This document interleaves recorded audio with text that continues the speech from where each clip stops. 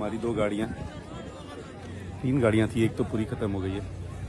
2 गाड़ियाँ स्कॉर्पियो, दोनों को जला दिया गया। ये थोड़ा जूम कर दीजिए, ऐसे करेंगे जूम हो जाएगा।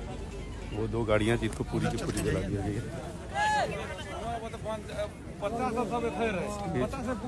यहाँ से ये स्टेज पे ये बॉक्स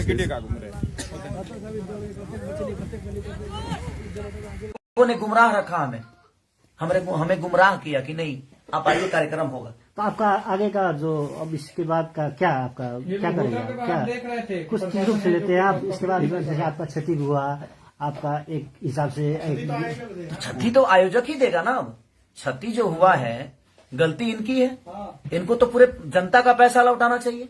जनता की क्या गलती है भाई?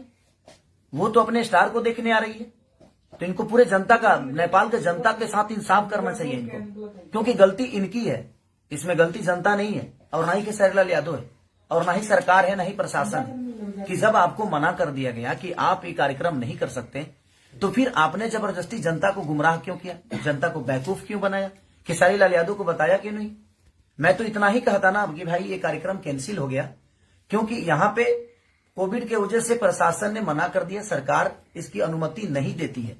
मैं लाइव आके लोगों को बोल देता, लोगों को समझा देता, तो टिकट तो नहीं कटाते ना वो। तो टिकट आपका यहाँ आने का जो एग्रीमेंट